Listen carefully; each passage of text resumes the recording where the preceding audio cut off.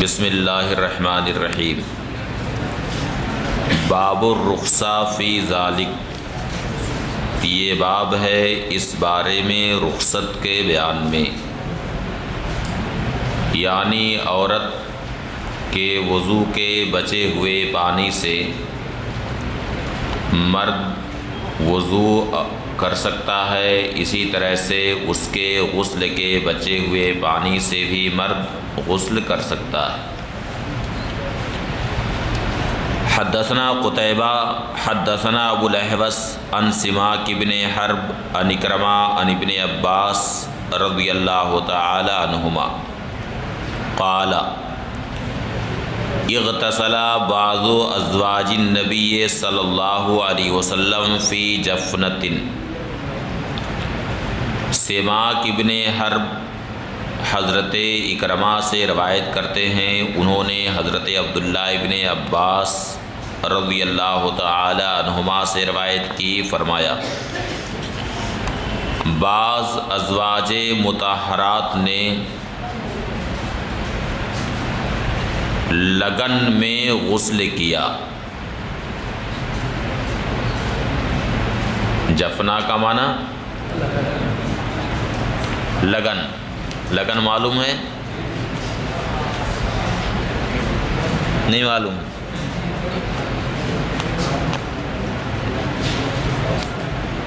Tub کی طرح سے وہ جو برتن بڑا والا ہوتا ہے، گیلن نہیں، وہ پیتل کا برتن آتا ہے اور اس کو لگن ہی کہتے ہیں بہت سارے علاقوں میں، یہاں نہیں بولتے ہیں۔ وہ برتن دکھائی بھی نہیں دیتا ہے ادھر،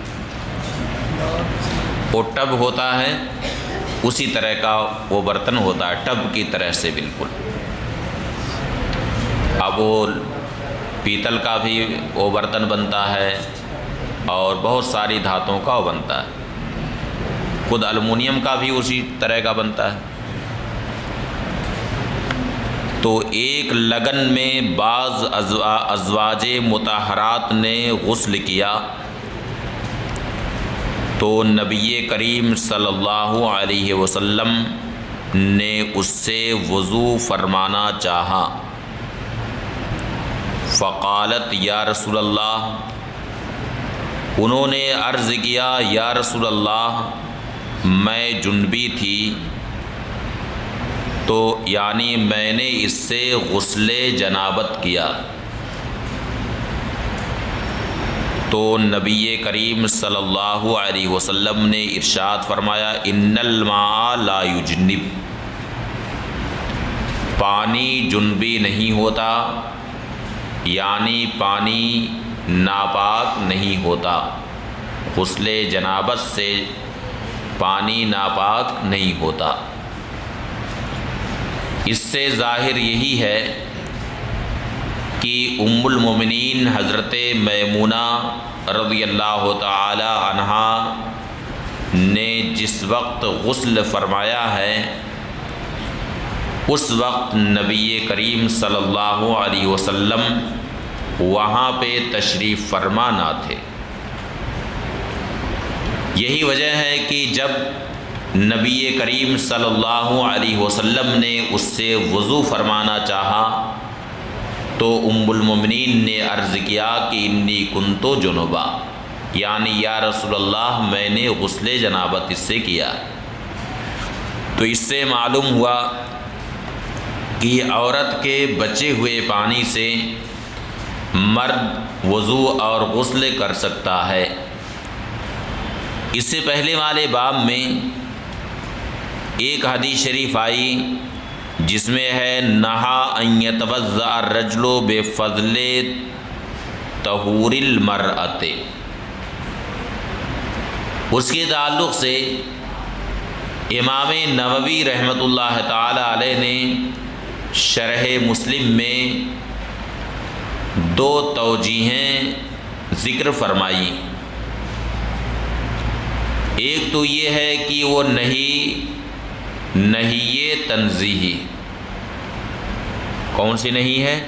نہی تنزیہ، یعنی بہتر یہ ہے کہ عورت کے بچے ہوئے پانی سے مرد وضو اور غسل نہ کرے، بہتر یہ ہے کہ اس سے بچے، اس لیے کہ عورتیں طہارت کے تعلق سے مسائل سے ناواقف ہوتی ہیں اور طہارت کے تعلق سے وہ اہتمام نہیں کر پاتی ہیں جو ایک مرد کرتا ہے، اس لیے بہتر ہے کہ مرد اس سے بچے۔ تو یہ نہیں کون سی ہے؟ نہیں تنزیہی۔ اور دوسری تعویل یہ ذکر کی ہے کہ اس حدیث شریف کا مطلب ہے کہ بفضل طہور المرأہ کا مطلب ہے کہ وہ پانی جو عورت کے اعضائے بدن سے گریں اس پانی سے وضو یا غسل کرنا منع، اس لیے کہ وہ پانی کیا ہو چکا ہے؟ مستعمل ہو چکا ہے۔ باب ما جاء ان الماء لا ينجسه شيء۔ اچھا، قال ابو عیسیٰ امام ترمذی فرماتے ہیں کہ یہ حدیث حسن صحیح ہے، یہی قول ہے امام سفیان ثوری، امام مالک اور امام شافعی رحمۃ اللہ تعالی علیہم کا۔ باب ما جاء ان الماء لا ينجسه شيء، یہ باب اس بیان میں ہے کہ پانی کو کوئی چیز نجس نہیں کرتی ہے۔ حدثنا حناد والحسن بن علی الخلال وغیر واحد قالوا حدثنا ابو اسامہ عن الولید بن کثیر عن محمد بن کعب عن عبید اللہ بن عبد اللہ بن رافع بن خدیج عن ابی سعید الخدری رضی اللہ تعالی عنہ قال قیل یا رسول اللہ نتوضأ من بئر بضاعہ۔ حضرت ابو سعید خدری رضی اللہ تعالی عنہ سے روایت ہے، وہ فرماتے ہیں کہ بارگاہ رسالت میں یہ پوچھا گیا یا رسول اللہ کیا ہم بئر بضاعہ سے وضو کریں؟ جبکہ وہ ایک ایسا کنواں ہے جس میں حیض کے کپڑے، کتوں کے گوشت اور مردار ڈالے جاتے ہیں، وہ ایسا کنواں۔ اب سوال یہ پیدا ہوتا ہے کہ وہ کنواں جس سے لوگ طہارت حاصل کرتے ہوں، وضو کرتے ہوں، ایسے کنویں کے اندر اتنی ساری گندگیاں کیسے ڈالی جاتی تھی؟ یہ سوال ذہن میں آ سکتا ہے کہ نہیں؟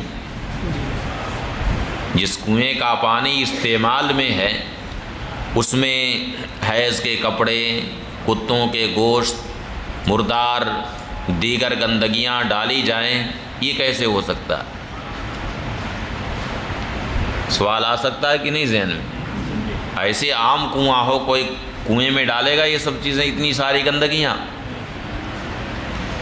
پھر جس کنویں کے اندر اتنی ساری گندگیاں ڈالی جائیں، یعنی مردار، کتے کا گوشت، حیض کے کپڑے، گندگیاں سب اس میں ڈالی جائیں، تو بتائیے کیا اس کا پانی بدبودار نہیں ہوگا؟ ہوگا کہ نہیں بدبودار؟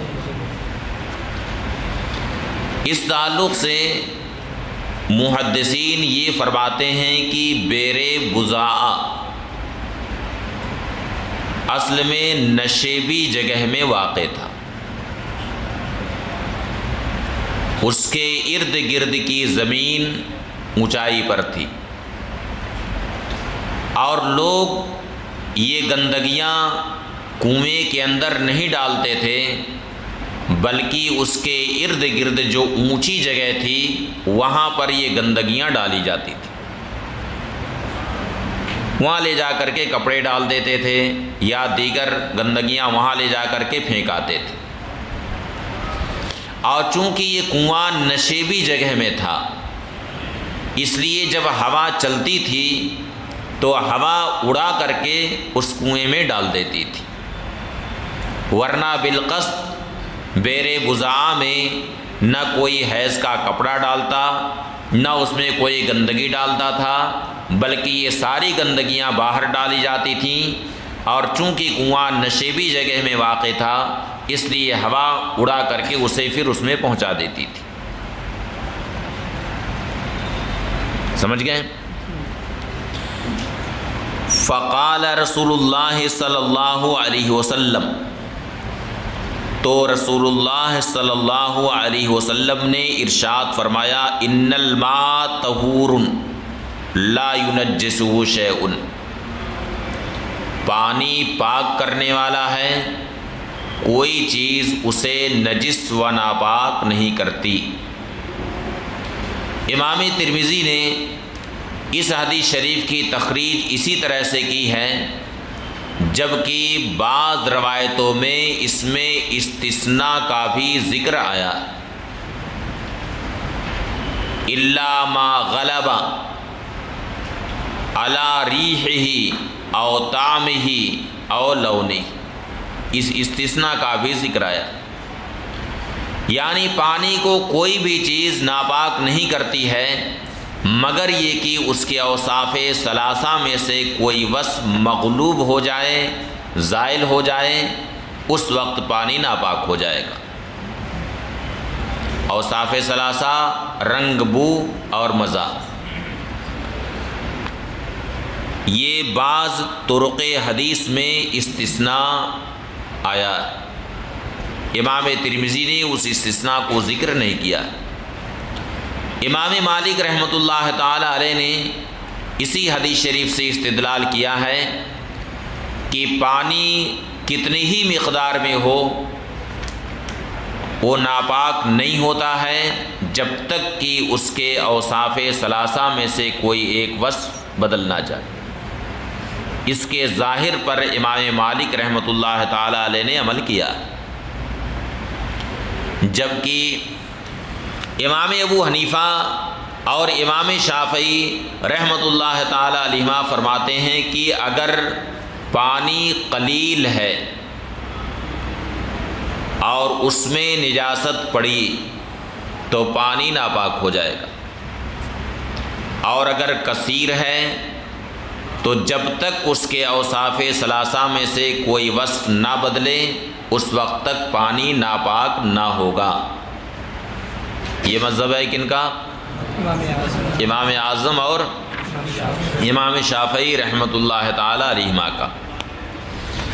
اب قلیل اور کثیر کی کیا مقدار ہے، اس میں ان دونوں میں اختلاف ہو گیا۔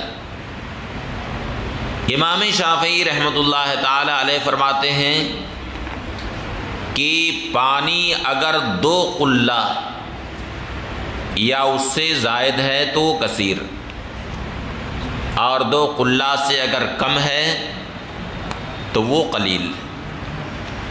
اس لیے امام شافعی کا مذہب یہ ہے کہ پانی اگر 2 قلہ یا اس سے زائد ہو اور اس کے اندر نجاست پڑ جائے تو جب تک اوصاف ثلاثہ میں سے کوئی ایک وصف نہ بدلے اس وقت تک وہ پانی ناپاک نہ ہوگا۔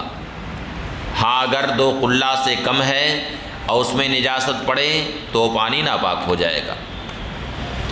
امام ابو حنیفہ رحمۃ اللہ تعالی علیہ فرماتے ہیں کہ مائع جاری اگر ہے اور اس میں نجاست پڑے تو جب تک کہ اوصاف ثلاثہ میں سے کوئی وصف نہ بدلے اس وقت تک پانی ناپاک نہیں ہوگا۔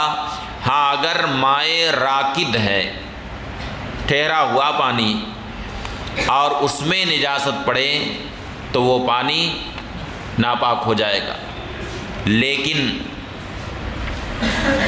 وہ غدیر عظیم کہ جس کا ایک کنارہ اگر ہلایا جائے تو دوسرے کنارے میں حرکت پیدا نہ ہو، اتنا بڑا تالاب ہے، تو وہ غدیر عظیم مائع جاری کے حکم میں۔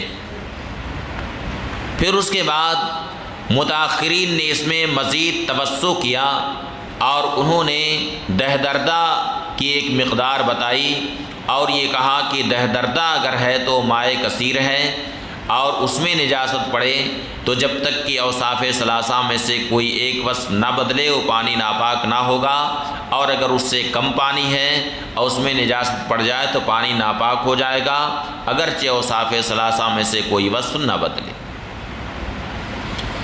امام مالک رحمۃ اللہ تعالی علیہ نے اسی حدیث شریف سے استدلال کیا ہے اپنے مذہب پر، لیکن یہ بھی بات مشہور اور مستفیض ہے کہ بیر بضاع کی شکل ایک قنات کی تھی۔ کس کی شکل تھی؟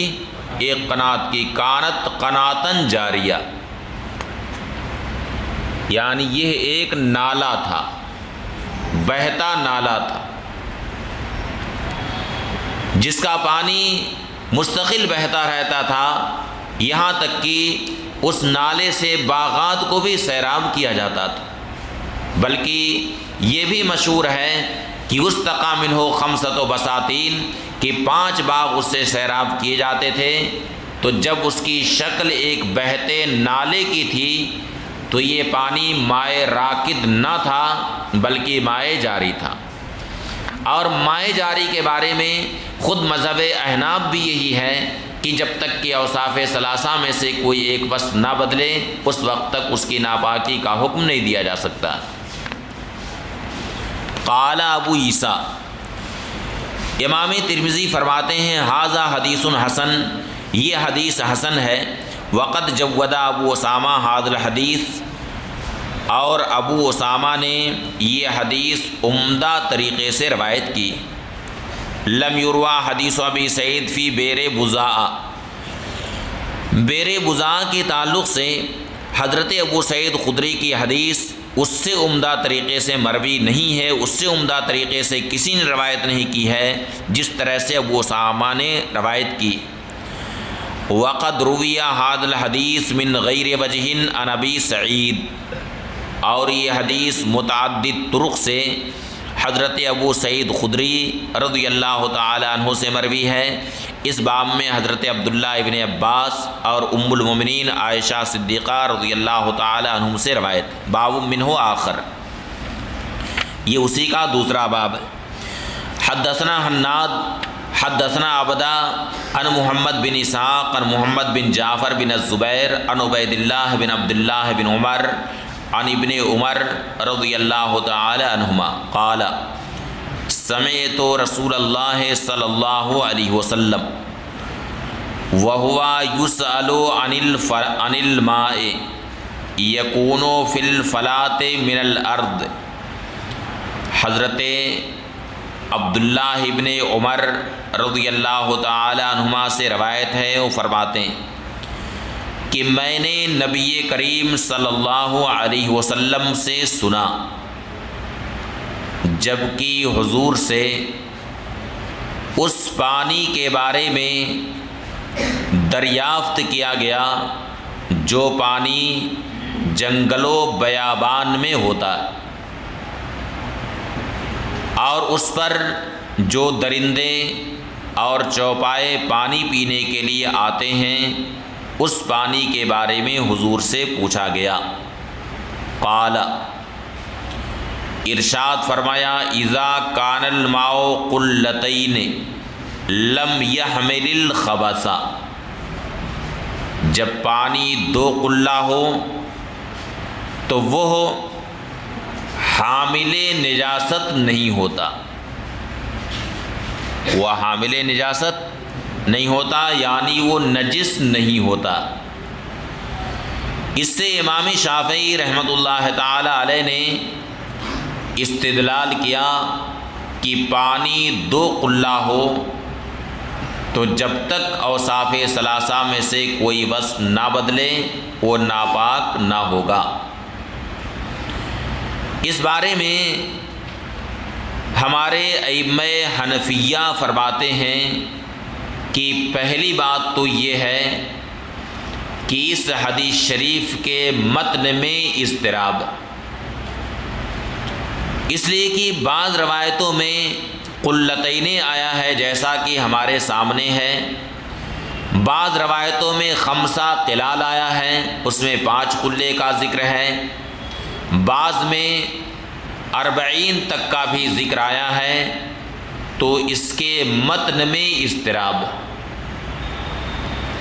پھر اس کے علاوہ قلہ کی کیا مقدار ہے، وہ مقدار بھی مجہول ہے، اور پھر قلہ کا اطلاق بھی بہت سارے معنی پر ہوتا ہے، اس لیے کہ قلہ سے مراد جیسے برتن کچھ لوگ لیتے ہیں، اسی طرح سے کبھی قلہ بولتے ہیں تو اس سے قامت الرجل مراد لیتے ہیں، یعنی انسان کی قد و قامت، اور کبھی قلہ کا لفظ بولا جاتا ہے اور اس سے مراد لیا جاتا ہے راس الجبل، یعنی پہاڑ کی چوٹی۔ تو اس طرح قلہ کا معنی خود مجہول ہے، اس بنا پر اس حدیث شریف سے ہمارے ائمہ حنفیہ نے استدلال نہیں کیا۔ دوسری بات یہ ہے کہ لم یحمل الخبث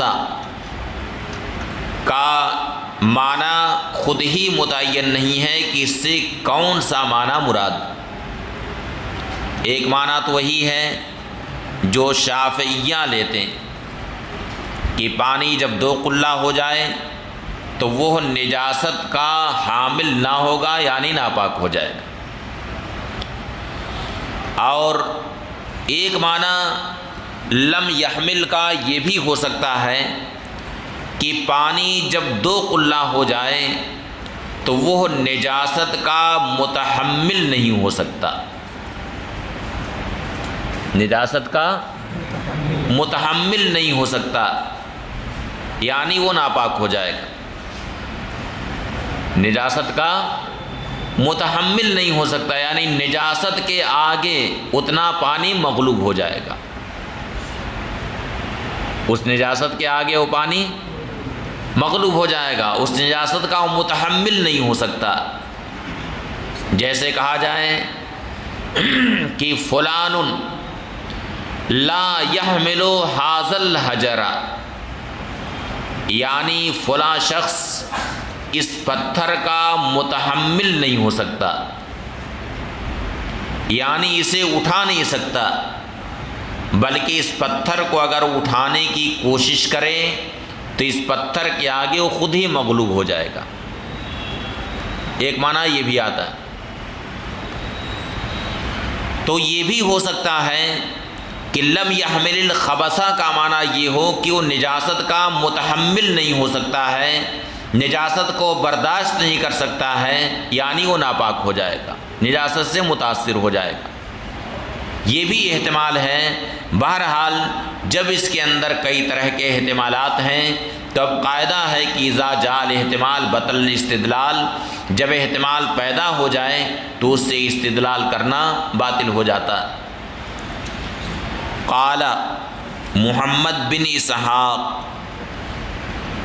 محمد ابن اسحاق فرماتے ہیں القلۃ ہی الجرار، قلہ وہ گھڑے ہیں، والقلہ التی استقی فیہا، اور قلہ وہ ہے جس میں کنویں سے پانی نکالا جاتا ہے۔ قال ابو عیسیٰ، امام ترمذی فرماتے ہیں کہ یہی قول ہے امام شافعی، امام احمد بن حنبل اور امام اسحاق ابن راہویہ کا۔ قالو فرماتے ہیں اذا کان الماء قلتین، جب پانی 2 قلہ ہو تو کوئی چیز اسے ناپاک نہیں کرتی جب تک کہ اس کی بو یا اس کا مزہ بدل نہ جائے۔ قالو یہ حضرات کہتے ہیں یکون نحوا من 5 قرب، یعنی یہ تقریباً 5 مشکیزے کے برابر ہوگا۔ کتنا ہوگا؟ 5 مشکیزے کے برابر۔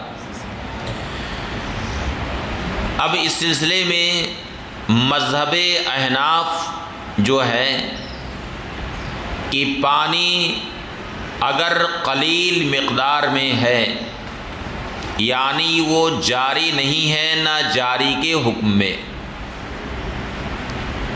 نہ مائے جاری ہے اور نہ مائے جاری کے حکم میں، اس میں اگر نجاست پڑ گئی تو پانی ناپاک ہو جائے گا۔ اس بارے میں احناف کی بہت ساری دلیلیں، مثلا آگے باب آ رہا ہے باب و کراہیت البول فی الماء الراکد، یہ باب ہے ٹھہرے ہوئے پانی میں پیشاب کی کراہیت کے بیان میں۔ حدثنا محمود بن غیلان حدثنا عبد الرزاق عن معمر عن حمام بن منبہ عن ابی ہریرہ رضی اللہ تعالی عنہ عن النبی صلی اللہ علیہ وسلم قال لا یبولن احدکم فی الماء الدائم ثم یتوضأ منہ۔ حمام ابن منبہ حضرت ابو ہریرہ رضی اللہ تعالی عنہ سے روایت کرتے ہیں کہ نبی کریم صلی اللہ علیہ وسلم نے ارشاد فرمایا کہ تم میں کوئی ٹھہرے ہوئے پانی میں پیشاب نہ کرے پھر اس سے وضو کرے۔ اب یہ بتائیں کہ امام مالک رحمۃ اللہ تعالی علیہ کا مذہب ہے کہ مائع قلیل ہو یا کثیر، اس میں نجاست پڑ جائے تو جب تک کہ اوصاف ثلاثہ میں سے کوئی ایک وصف نہ بدلے وہ پانی ناپاک نہیں ہوتا۔ ایک ڈرم پانی میں اگر پیشاب کا ایک دو قطرہ پڑ جائے تو کیا اس کے اوصاف ثلاثہ میں سے کوئی وصف بدلے گا؟ بدلے گا؟ تو اس پانی کو کیا ہونا چاہیے؟ امام مالک کے مذہب پر پاک ہونا چاہیے، لیکن ہمارے نزدیک ناپاک ہو جائے گا۔ اس حدیث شریف میں ٹھہرے ہوئے پانی میں علل اطلاق پیشاب کرنے سے منع کیا گیا ہے کہ تم میں کوئی بھی ٹھہرے ہوئے پانی میں پیشاب نہ کرے۔ اس سے معلوم ہوا کہ ٹھہرے ہوئے پانی میں اگر کسی نے پیشاب کیا تو وہ پانی ناپاک ہو جائے گا۔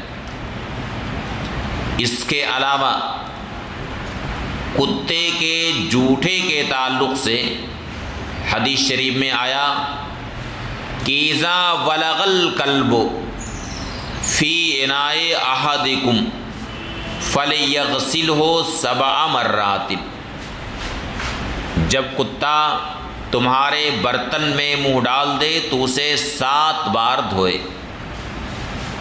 اب یہ بتائیں کہ پانی ایک ڈرم کے اندر رکھا ہوا تھا اور کتا آیا اور اس نے اپنی زبان ڈال دی اس میں، یہ بتائیے کہ کیا اوصاف ثلاثہ میں سے کوئی وصف بدلے گا؟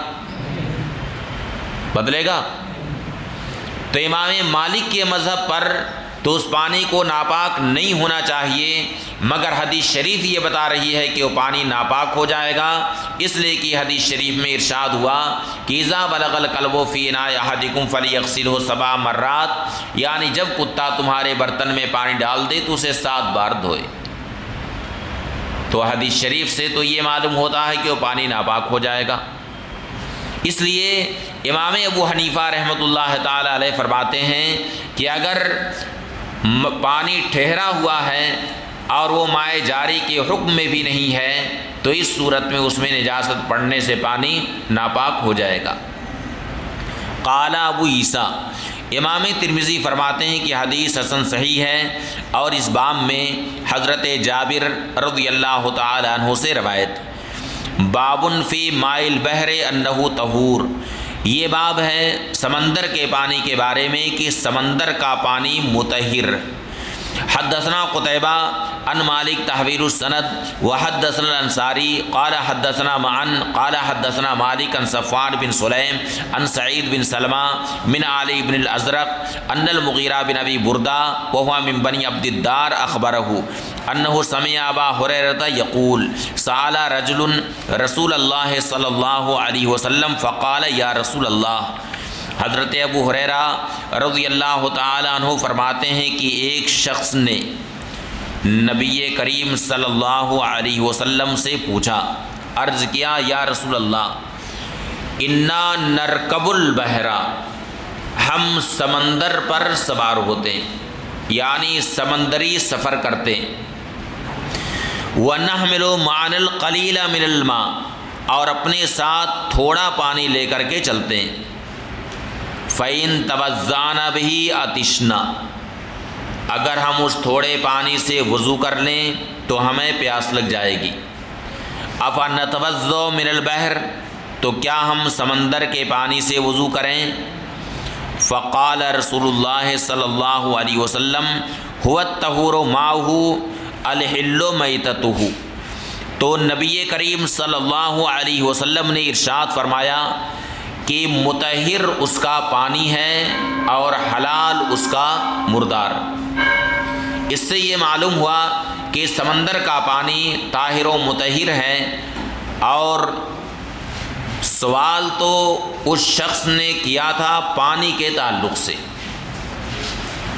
سوال کس کے تعلق سے کیا تھا؟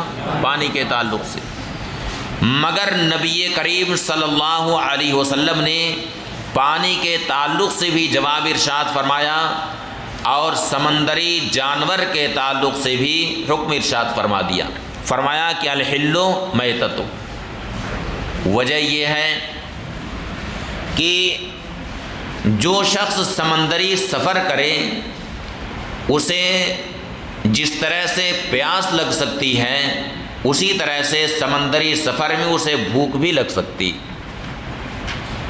ساتھ میں جو پانی لے کر کے گیا ہے وہ پانی جیسے اگر اس پانی کو استعمال کرے تو جیسے اس وقت اسے پیاس لگ سکتی ہے، اسی طرح سے اگر کئی دن کا سفر سمندر میں درپیش ہے تو زاد راہ جو لے کر کے گیا ہے وہ ختم بھی ہو سکتا ہے اور اسے بھوک بھی لگ سکتی۔ اس لیے نبی کریم صلی اللہ علیہ وسلم نے دونوں کے تعلق سے حکم ارشاد فرما دیا کہ اس کا پانی مطہر ہے اور اس کا مردار حلال۔ الحل میتتہ سے مالکیہ نے استدلال کیا کہ سارے سمندری جانور حلال